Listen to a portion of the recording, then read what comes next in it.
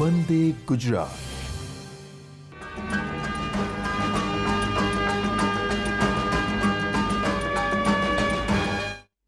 નમસ્કાર દર્શક મિત્રો, આજના આ કાર્યક્રમમાં હું ICDS મહિલા અને બાળ વિકાસ વિભાગ વતી આપ સૌનું હાર્દિક સ્વાગત કરું છું।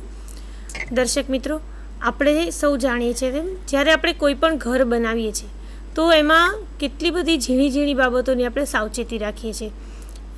ઈંટ કેવી વાપરવી, સિમેન્ટ કેવી વાપરવી, એવી એનાથી લઈ અને ઘરમાં ડેકોરેશન કરવું છે તો કેવા પ્રકારનું ડેકોરેશન કરશું, એવી બહુ ઝીણી ઝીણી બાબતની આપણે કાળજી રાખીએ છીએ।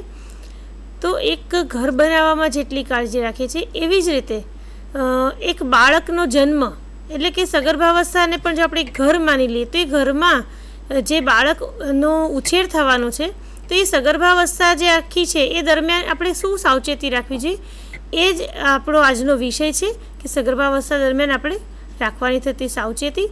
આ જ વિષયની માટે ચર્ચા કરવા માટે મારી સાથે સ્ટુડિયોમાં છે ડૉક્ટર નિલેશ ઠાકુર, જેઓ એસોસિએટ પ્રોફેસર વડનગર GMERS કોલેજમાં છે, સાથે સાથે ઓફિશિયલ ઓન સ્પેશિયલ ડ્યુટી અને RBSK ગાંધીનગરમાં એઓ હાલ ફરજ બજાવે છે। નિલેશભાઈ, આપને એક પ્રશ્ન પૂછવા માગીશ કે જેમ આપણે વિષય છે આપણો કે સગર્ભા દરમિયાન માં રાખવાની થતી સાવચેતી, તો સગર્ભાવસ્થાની જ્યારે પણ જાણ થાય છે બહેનોને તો એ વખતે બહેનોએ શું શું કાળજી રાખવી જોઈએ, દર્શક મિત્રોને જણાવશો? સરસ દીદીબેન, બહુ જ સરસ તમે તો ઉદાહરણ આપ્યું કે જો ઘર માટે આપણે નાની નાની વસ્તુઓની કાળજી રાખીએ છીએ, જેમ કે ઈંટ કઈ વાપરવી, સિમેન્ટ કઈ વાપરવી, તો એ તો નિર્જીવ વસ્તુઓ હતી। હવે આપણે સજીવ વસ્તુ માટે, હવે બાળક આવવાનું છે તો બાળક કેવું શું એનું ઘણી બધી કાળજી રાખવાની થાય, તો સગર્ભાવસ્થાથી જ કાળજી રાખવી પડે। અને એમાંય હાલ કોવિડની મહામારી ચાલી રહી છે, તો કોવિડને અનુરૂપ શું કાળજી રાખવાની, ચલો આવો સમજીએ। અત્યારે કોવિડની પરિસ્થિતિ એટલે કે કોરોનાની જે પેન્ડેમિકની પરિસ્થિતિ ચાલી રહી છે તેમાં સગર્ભાવસ્થામાં ખૂબ કાળજી રાખવી જરૂરી છે।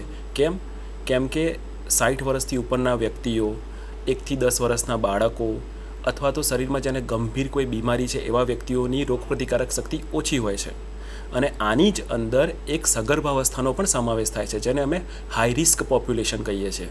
તો સગર્ભાવસ્થામાં પણ રોગપ્રતિકારક શક્તિ ઓછી હોય છે, અને જો આ દરમિયાન જો કોરોનાનો ચેપ લાગે તો તેના ખૂબ ગંભીર પરિણામો આવી શકે છે।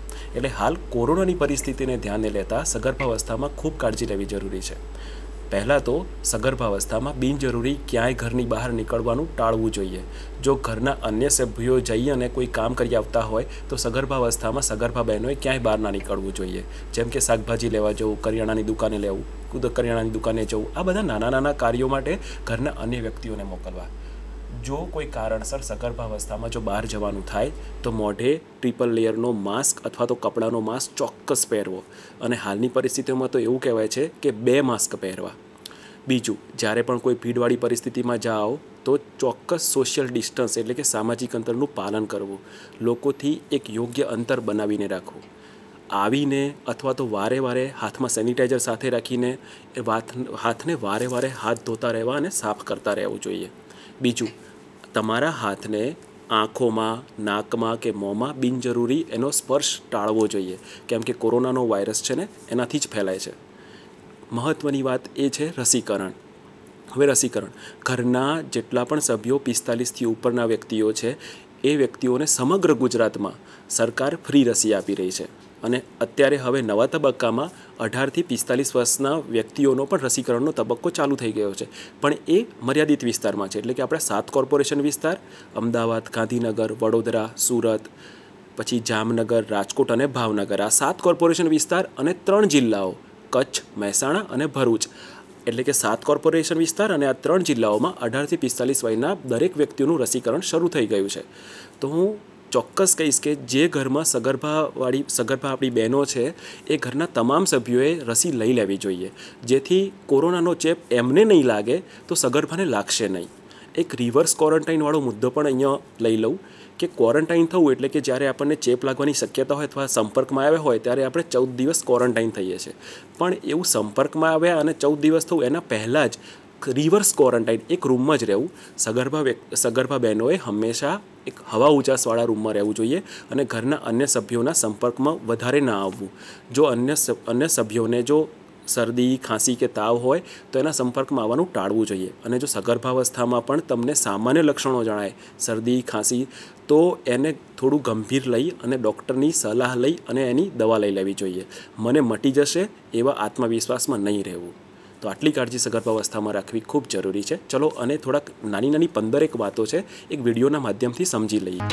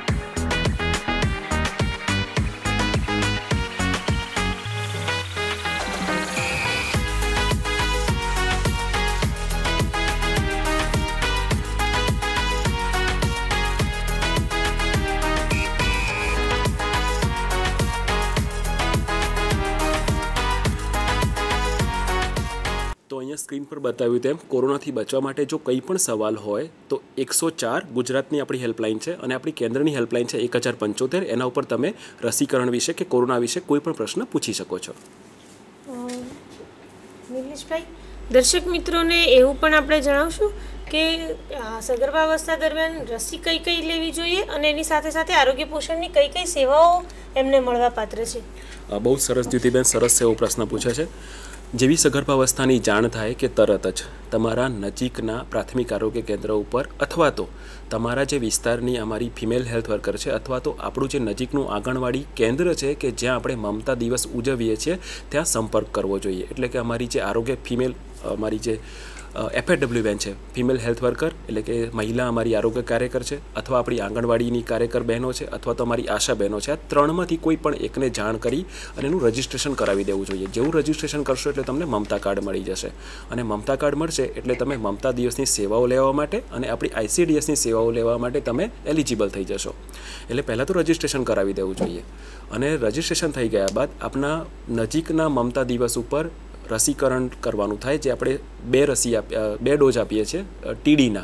પહેલાં જે આપણે ટીટેનસ ટોક્સોઇડ આપતા હતા એ હવે ટીટેનસ ટોક્સોઇડ અને ડિપ્થેરિયા એવી રસી થઈ ગઈ છે જેને આપણે ધનુરની રસી કહેતા હતા. તો હવે ધનુર અને ડિપ્થેરિયા એવી 2 રસી થઈ ગઈ છે જેને દરેક સગર્ભા માતાએ લેવી ખૂબ જરૂરી છે.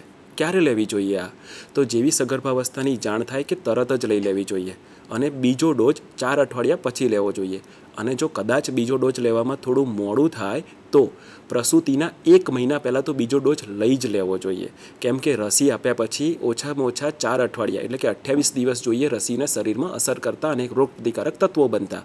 તો પ્રસૂતિ વખતે જો આ રસીની અસર થાય એવું આપણે ઈચ્છીએ તો પ્રસૂતિના 1 મહિના પહેલાં તો બીજો ડોઝ લઈ જ લેવો જોઈએ. પણ આદર્શ રીતે પહેલો ડોઝ લીધાના 4 અઠવાડિયા પછી બીજો ડોઝ લઈ લેવો જોઈએ. હવે રહી પોષણની વાત, બહુ જ મહત્ત્વની વાત છે. જો સગર્ભાવસ્થામાં તમારું વજન 10 થી 12 કિલો જેવું વધશે ને તો જ તમારું બાળકનું વજન 2.5 કિલોથી ઉપર આવે છે. અને જો આ 12 કિલો વજન ના વધે તો તમારા બાળકનું વજન 2.5 કિલોથી ઓછું હોય છે, જેને અમે લો બર્થ વેઇટ બેબી કહીએ છીએ. અને આ લો બર્થ વેઇટ બેબીમાં ઘણા બધા કોમ્પ્લિકેશન થઈ શકે છે અને કેટલીક વખતે આપણે એને કાચની પેટીમાં પણ રાખવું પડે છે જો ઓછું વજન હોય. કેમ કે એના ફેફસા પણ મજબૂત નથી બન્યા હોતા, એનું તાપમાન ધીમે ધીમે ઓછું થતું જાય છે. એવા ઘણા બધા કોમ્પ્લિકેશન થાય છે જેને અમે ટ્રીટ કરી શકતા નથી. તો ઓછામાં ઓછું સગર્ભાવસ્થામાં 12 કિલો વજન વધારવું ખૂબ જરૂરી છે. એક્ઝામ્પલ આપું, જો કોઈ માતાનું વજન પ્રસૂતિ પ્રેગ્નન્સી વખતે સગર્ભાવસ્થામાં પહેલી મુલાકાતમાં જો 50 કિલો હતું તો પ્રસૂતિ વખતે એનું વજન 62 કિલો થવું જ જોઈએ. અને આ વજન 62 કિલો જો માતાનું થાય તો જ બાળકનું વજન 2.5 કિલો ઉપર આવે છે. હવે રહી પોષણની વાત, તો આ વજન વધારવા માટે પોષણ ઉપર ખાસ ધ્યાન આપવું જરૂરી છે. એમાંય હવે અત્યારે કોવિડની પરિસ્થિતિ છે તો ખૂબ જરૂરી છે કે પોષણથી રોગપ્રતિકારક શક્તિ આપણે જાળવી રાખીએ. તો આપણે જે આહાર લઈએ છીએ, આહારના મુખ્ય 3 કાર્યો છે. એક છે શરીરને ઉર્જા એટલે કે શક્તિ પૂરી પાડવી, બીજું છે કે શરીરના માંસપેશીઓના નિર્માણ માટે, બાળકનું જે નિર્માણ થઈ રહ્યું છે એના માટે, અને ત્રીજું છે રોગપ્રતિકારક શક્તિ માટે. તો જે આહાર જે લઈએ છીએ, જે ઉર્જા પૂરી પાડનારો આહાર છે, એ આપણું અનાજ છે, જેમ કે ઘઉં, બાજરી, ચોખા અને તેલીબિયા એટલે કે તેલ અને બીજા તેલીબિયા, એમાંથી આપણને ઉર્જા મળે છે. અને જે શરીરની માંસપેશીઓના નિર્માણ માટે અને બાળકની પણ માંસપેશીઓના નિર્માણ માટે શું જરૂરી છે, તો પ્રોટીન ખૂબ જરૂરી છે. પ્રોટીન શેમાંથી મળશે? દૂધ અને દૂધની બનાવટો, તમામ કઠોળ, અને જો ઘરમાં મિશ્ર આહાર લેવાતો હોય તો ઈંડા, માંસ અને મચ્છીમાંથી પ્રોટીન મળે છે. રોગપ્રતિકારક શક્તિ માટે વિવિધ જાતના શાકભાજી અને ફળફળાદી ખૂબ જરૂરી છે. આમાંથી હવે હું ફોકસ કરવાનું કહીશ કે પ્રોટીનયુક્ત આહાર લેવો ખૂબ જરૂરી છે. તો પ્રોટીનયુક્ત આહાર, એના જોડે જોડે વિટામિન સી યુક્ત આહાર, વિટામિન ડી અને ઝીંક. તમે હમણાં કોવિડની પરિસ્થિતિમાં જોયું હશે કે ડૉક્ટર કોઈ કોરોના દર્દીને વિટામિન સી અને ઝીંક લખી આપે છે અને વિટામિન ડી પણ લખી આપે છે. તો આ આહાર શેમાંથી મળે છે એ પણ તમને બતાવું, પ્રોટીન આહાર શેમાંથી મળે છે પણ બતાવું. અને હવે જે આપણા સગર્ભાવસ્થા છે એના 3 તબક્કા છે, જેને એમ કહીએ કે પહેલું ટ્રાયમેસ્ટર એટલે શરૂઆતના 3 મહિના, મિડ ટ્રાયમેસ્ટર એટલે એના પછીના 3 મહિના, અને લાસ્ટ ટ્રાયમેસ્ટર એટલે છેલ્લા 3 મહિના. જો 9 મહિનાની આપણી જે સગર્ભાવસ્થા છે એના રીતે 3 ટ્રાયમેસ્ટરમાં આપણે વહેંચીએ છીએ. તો જે શરૂઆતનું જે ટ્રાયમેસ્ટર છે, ફર્સ્ટ ટ્રાયમેસ્ટર, એની અંદર જે ગોળી આપવામાં આવે છે, ફોલિક એસિડની ગોળી આપવામાં આવે છે. તો ખોરાકમાં કાળજી પણ જેમાંથી ફોલિક એસિડ મળી રહે એવો ખોરાક લેવો જોઈએ. શેમાંથી મળે એ બતાવું છું. હવે જેવું ફર્સ્ટ ટ્રાયમેસ્ટર પૂરું થશે એટલે માતાનું આપણે હિમોગ્લોબિન, સગર્ભા જે માતા છે એનું આપણે હિમોગ્લોબિન ચેક કરીએ છીએ. જો હિમોગ્લોબિન એનું 7 કરતાં ઓછું હોય તો આપણે એને આયર્ન સુક્રોઝ માટે રિફર કરીએ છીએ, અથવા તો જાતે જ આયર્ન સુક્રોઝ ઇન્જેક્શન નજીકના કમ્યુનિટી હેલ્થ સેન્ટર અથવા ડિસ્ટ્રિક્ટ હોસ્પિટલ અથવા મેડિકલ કોલેજ લેવલે તમને મળી રહેશે. જેનું હિમોગ્લોબિન 7 થી 11 હોય તો લો તત્વની ગોળી, જેમાં 60 મિલીગ્રામ એલિમેન્ટલ આયર્ન હોય છે અને 500 માઇક્રોગ્રામ ફોલિક એસિડ હોય છે, આવી ગોળી સવાર અને સાંજ 2 ગોળી ચાલુ કરવી પડે છે. અને ચોથા મહિને તમે ગોળી ચાલુ કરો તો 1 વર્ષ સુધી લેવાની છે.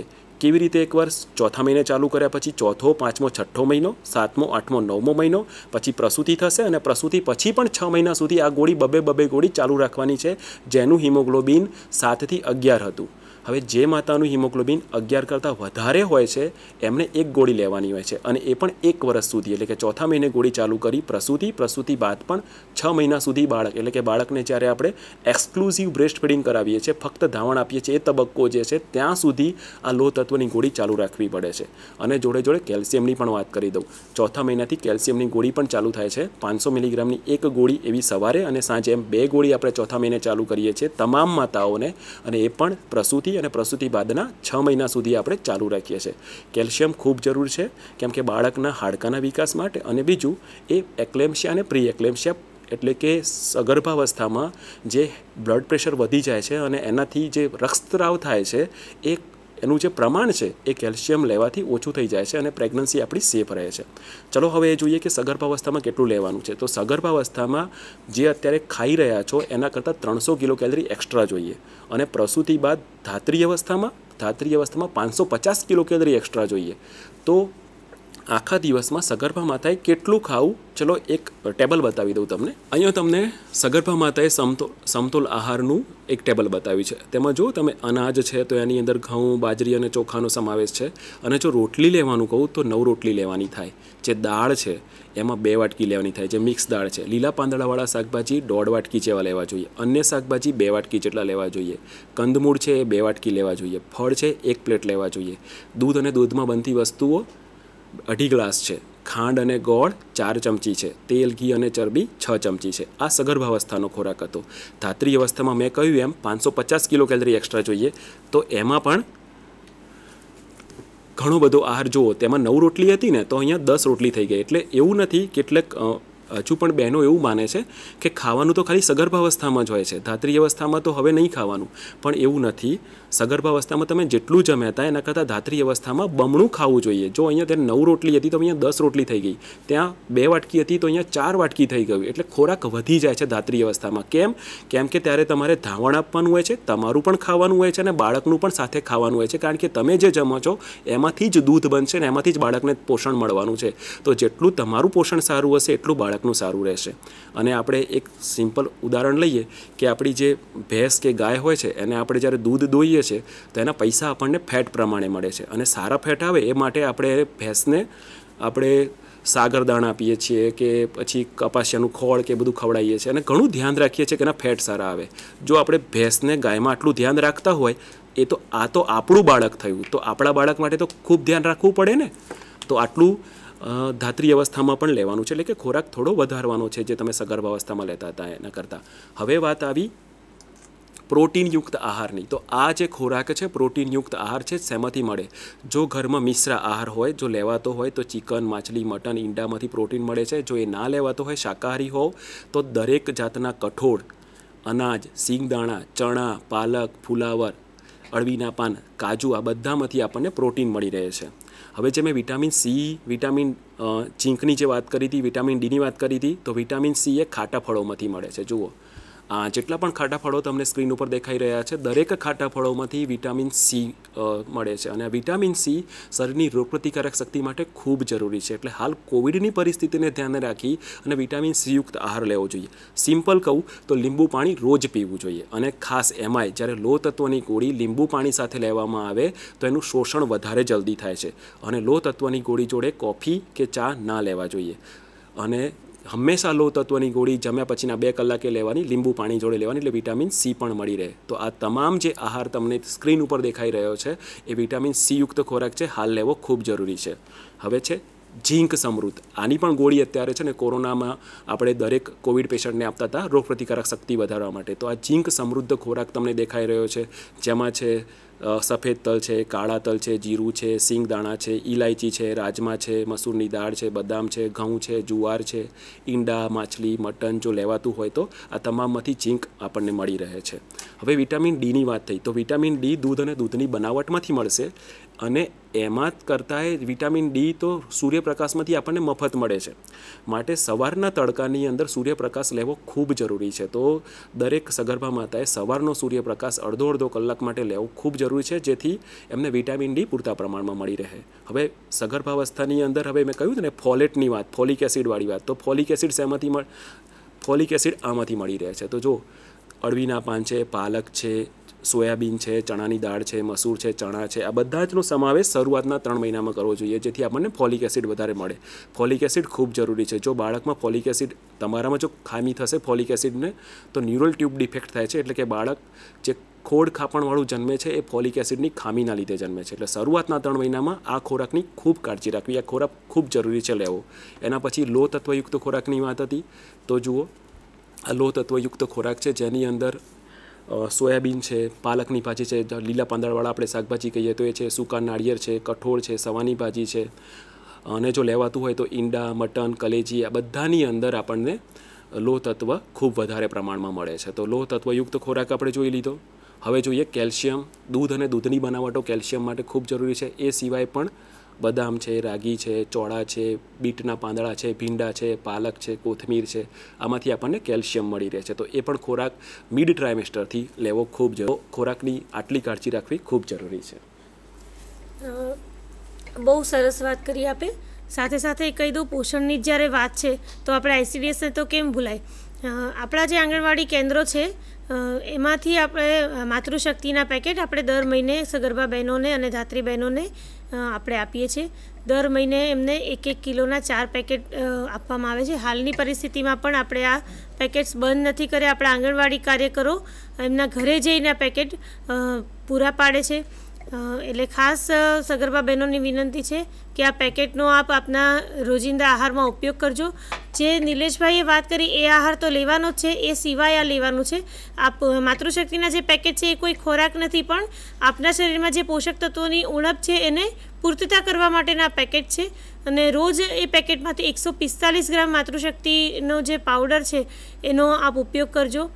દિવસના આપને કદાચ ક્યારેક જો અનુકૂળ ન હોય તો સવારે ઉઠીને સીધું જ્યારે આપ કામ શરૂ કરો એની પહેલાં દૂધમાં પણ આપ 1 ચમચી નાખીને 1 કે 2 ચમચી નાખીને દૂધ પી જાઓ તો પણ તમને ઘણું બધું એમાંથી પોષણ મળી શકે છે. એ સિવાય માતૃશક્તિના પેકેટમાંથી ઘણી બધી વાનગી બને છે, તો એ પણ બનાવીને આપ ખાશો તો આપનું પોષણ મૂલ્ય, આપના શરીરમાં જે પોષણ જરૂરી છે એ પોષણ પણ એમાંથી ખૂબ સારા પ્રમાણમાં મળી શકશે. બીજું કે પ્રસૂતિ દરમિયાન સગર્ભા બહેનોએ શું કાળજી લેવી જોઈએ એ વિશે કહેશો? હા, ખાસ અત્યારથી કોરોના મહામારીને ધ્યાનમાં રાખીને પ્રસૂતિ વખતે ઘણી બધી કાળજી લેવાની થાય.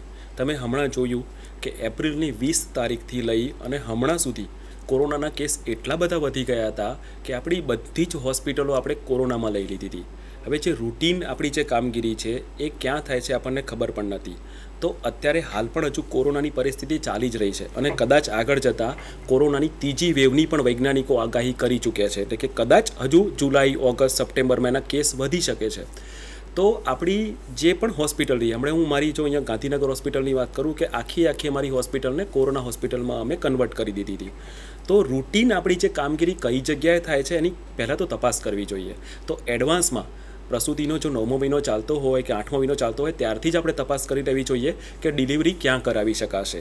જો તમે પ્રાઇવેટમાં ડિલિવરી કરાવવાના હોય તો ત્યાં પણ પૂછપરછ કરી રાખવી જોઈએ કે તમે અમારી ડિલિવરી માટે અત્યારે આ સર્વિસીસ ચાલુ છે કે નહીં. સરકારી હોસ્પિટલમાં કરાવતા હોય તો કયા સબ સેન્ટરમાં, કઈ PHCમાં, કયા CHCમાં ડિલિવરી થઈ શકે. કેમ કે કેટલીક વખતે એટલા બધા કેસ વધી ગયા હતા કે CHCમાંથી ને PHCમાંથી ડૉક્ટરનું ડેપ્યુટેશન અહીંયા મોટી હોસ્પિટલમાં કરવાનું આવ્યું હતું. એટલે કે ત્યાં PHC ચાલુ હતું, CHC ચાલુ હતું, પણ ત્યાં ડૉક્ટર નહોતા. તો ત્યાં છે કે નહીં એનું એડવાન્સમાં એક તપાસ કરી રાખવી જોઈએ. બીજું એ કે હમણાં તમે જો 108માં કોલ લગાવ્યો હોય ને તો કોરોના પેશન્ટની એટલો બધો બેકલો વધારે હતો કે એ લોકો અત્યારે કોરોના પેશન્ટને લઈ જવા લાવવાની અંદર હતા કે એમાં ઘણો બધો સમય નીકળી જતો હતો. કેટલીક વખતે તો 12 કલાકનો વેઇટિંગ પીરિયડ હતો, 18 કલાકનો વેઇટિંગ પીરિયડ હતો અને પ્રસૂતિનો દુખાવો ઉપડે તો આટલો વેઇટિંગ પીરિયડ તો પોસાય એવો જ નથી. ઇમિડિયેટલી જવું પડે. તો 108ના ભરોસે ના બેસી રહેતા અત્યારે હાલની પરિસ્થિતિ માટે કહું છું કે એક ઓલ્ટરનેટ વ્હીકલની વ્યવસ્થા પણ કરજો. 108માં કોલ કરજો. જો એ લોકો 20 મિનિટ કે 15 મિનિટ કે અડધો કલાક કે કલાકમાં આવી જતા હોય તો બહુ જ સારું, પણ એ લોકો એમ કે અમે કોરોના પેશન્ટના લીધે અમે નહીં આવી શકીએ તો ઓલ્ટરનેટ વ્હીકલની આજુબાજુથી કોઈને ત્યાં વ્હીકલની કોઈ સાધનની વ્યવસ્થા કરી રાખો કે જેથી આપણે દવાખાને પહોંચી શકીએ. અને બીજું, હા, અત્યારની પરિસ્થિતિમાં કોઈ પણ જગ્યાએ બહાર નીકળો, પ્રસૂતિ માટે પણ જો તમે બહાર નીકળો તો કહ્યું ને કે માસ્ક પહેરીને જ નીકળવાનું છે. અને એમાંય આપણી જે પ્રસૂતિ વખતે નીકળો સગર્ભા માતાએ તો 2 માસ્ક પહેરવા. અત્યારે તો 2 માસ્કની આપણે વાત કરીએ છીએ તો 2 માસ્ક પહેરીને જ બહાર નીકળવું જોઈએ. તો આટલી કાળજી ખાસ પ્રસૂતિ વખતે રાખવી જરૂરી છે. ડૉક્ટર નિલેશભાઈ, આપે ખૂબ સુંદર માહિતી આપી છે. સાથે સાથે જેમ આપે હમણાં શરૂઆતમાં વાત કરી કે કોવિડની રસી અત્યારે દરેક ઉંમરના લોકોને આપણે આપીએ છીએ, તો દર્શક મિત્રોને પણ એક પ્રશ્ન હશે કે જો બેન સગર્ભા અથવા તો ધાત્રી હોય તો એમણે આ કોવિડની રસી લેવી કે કેમ? હા, બહુ જ સરસ સવાલ કર્યો એમ કે આપણે પહેલો તબક્કો જ્યારે રસીકરણનો ચાલુ કર્યું હતું ને ત્યારે આપણે ફ્રન્ટલાઇન વર્કર, જેમાં આપણે ડૉક્ટર, બધા આપણા આંગણવાડી કાર્યકર, આપણા શિક્ષકો, પોલીસ, આ બધા જે વ્યક્તિઓ હતા એ બધાને લઈ લીધા હતા. બીજા તબક્કામાં આપણે 60 વર્ષથી ઉપરના તમામ અને 45 વર્ષથી 60 વર્ષના એવા વ્યક્તિઓ કે જેમને આપણે ગંભીર બીમારી છે એમને લીધા હતા. પછીના તબક્કામાં 45થી ઉપરના તમામ વ્યક્તિઓને લઈ લીધા અને એના પછીનો જે તબક્કો ચાલુ થયો એમાં આપણે 18થી 45 વર્ષના લોકોને લીધા કે જેમાં આપણે 7 કોર્પોરેશન વિસ્તાર અને 3 જિલ્લાઓ આવરી લીધા છે અને તબક્કાવાર હવે આવડીશું. હમણાં સુધી આપણે સગર્ભા અવસ્થા દરમિયાન અને ધાત્રી અવસ્થા દરમિયાન રસી માટે આપણે ના પાડતા હતા, પરંતુ હમણાં જ થોડા દિવસ પહેલાં 2 કે 3 દિવસ પહેલાં જ એક ICMRની ગાઈડલાઇન અમારી જે નવી આવી, Indian council of medical research છે કે જે આ બાબતે અમને દરેક ભારત સરકારને માર્ગદર્શન આપે છે.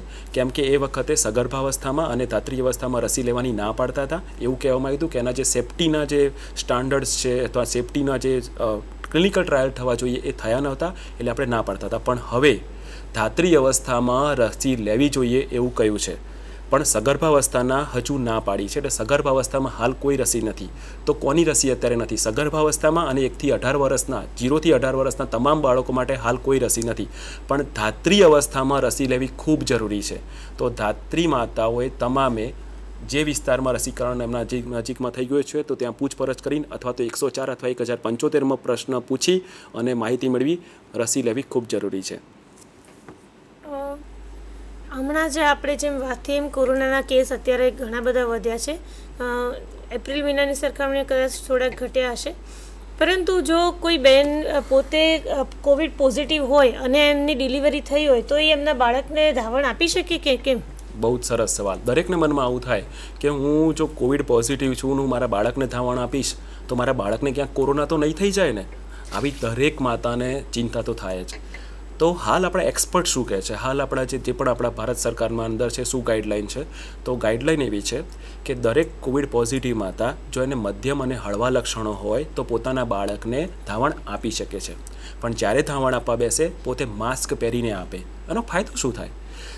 જે પણ કોવિડ પોઝિટિવ માતા જેને હળવા કે મધ્યમ લક્ષણો છે પોતાના બાળકને જો ધાવણ આપશે તો માતાના શરીરમાં જે કોરોના પ્રતિરોધક જે રોગ પ્રતિકારક તત્વો ઉત્પન્ન થયા છે ને એ તત્વો દૂધ વાટે એટલે કે માતાના ધાવણ વાટે બાળકને મળે છે અને બાળકની પણ એક રોગ પ્રતિકારક શક્તિ કોરોના પ્રત્યે વધે છે. એટલા માટે હાલ ગાઈડલાઈન મુજબ જેને હળવા અને મધ્યમ લક્ષણો છે એવી માતાઓ પોતાના બાળકને ખોળામાં લઈ અને પ્રોટોકોલ પ્રમાણે માસ્ક પહેરી અને ધાવણ આપી શકે છે. જો કદાચ ગંભીર લક્ષણો હોય, ઊભી પથારીમાંથી ના થઈ શકતી હોય તો એવી માતા પણ પોતાના બાળકને ધાવણ આપી શકે છે. કેવી રીતે? તો બ્રેસ્ટ મિલ્કને એક્સપ્રેસ કરીને એટલે કે વાટકીમાં કાઢીને અને પછી બાળકને આપી શકાય છે. પણ કોવિડની પોઝિટિવવાળી આ પરિસ્થિતિમાં ધાવણ બંધ કરવાનું આપણે જણાવતા નથી. તો દરેક કોવિડ પોઝિટિવ માતા આટલા પ્રોટોકોલને ધ્યાનમાં રાખી અને પોતાના બાળકને ધાવણ આપી શકે છે. ધાવણ આપવાથી એ જ બાળકની રોગ પ્રતિકારક શક્તિ કોરોના પ્રત્યે વધારી રહી છે. જો તમે ધાવણ બંધ કરશો તો બાળકને કદાચ કોરોના થઈ જશે, પણ ધાવણ ચાલુ રાખશો તો બાળક કોરોના સામે લડી શકશે. એટલે કે બાળક કોરોના પોઝિટિવ હોય કે માતા કોરોના પોઝિટિવ હોય, કોઈ પણ પરિસ્થિતિમાં ધાવણ બંધ નથી કરવાનું. માતા કોરોના પોઝિટિવ હતી, બાળક નથી તો પણ ધાવણ આપવાનું છે. માતા ચલો કોરોના પોઝિટિવ નથી પણ બાળક કોરોના પોઝિટિવ છે તો પણ ધાવણ આપવાનું છે. ધાવણ ચાલુ જ રાખવાનું છે. દર્શક મિત્રો, આજના સમગ્ર કાર્યક્રમમાં આપે ખૂબ સુંદર માર્ગદર્શન અને માહિતી આપને ડૉક્ટર નિલેશભાઈ તરફથી મળી છે. તો આ જે માહિતી અને માર્ગદર્શન આપને મળ્યું છે એનો આપને ત્યાં ઉપયોગ કરજો. સાથે સાથે દર્શક મિત્રો, જે પણ સગર્ભા બહેનો છે એમને ભારત સરકારશ્રીના નેશનલ કમિશન ફોર વુમેન તરફથી એક વોટ્સએપ નંબર છે. એ વોટ્સએપ નંબર પર આપ જો વોટ્સએપ કરશો તો આપની જે પણ કોઈ મૂંઝવણ છે, ખાસ કરીને સગર્ભા બહેનો માટેનો આ નંબર છે, એના પર એ વોટ્સએપ કરશે તો એમને જે પણ કંઈ મૂંઝવણ હશે એમના જવાબ મળશે. એનો હેલ્પલાઇન નંબર છે 93 549 54 224. સ્ક્રીન પર પણ નંબર છે, આપ એને લખી લઈ શકો છો અને જો કોઈ પણ મૂંઝવણ હોય તો ગમે ત્યારે આપ એ નંબર પર વોટ્સએપ કરી શકો છો. સાથે સાથે કોરોના અથવા તો કોરોનાને રસીકરણ અંગે આપને કોઈ મૂંઝવણ હોય તો 104 અને 1075 નંબર પર આપ કોલ કરી અને માર્ગદર્શન મેળવી શકો છો. દર્શક મિત્રો, આવી જ રીતે આપ અમારા કાર્યક્રમો નિહાળતા રહેશો એવી જ આશા છે. આપ સૌ ઘરમાં રહો, સુરક્ષિત રહો. નમસ્તે.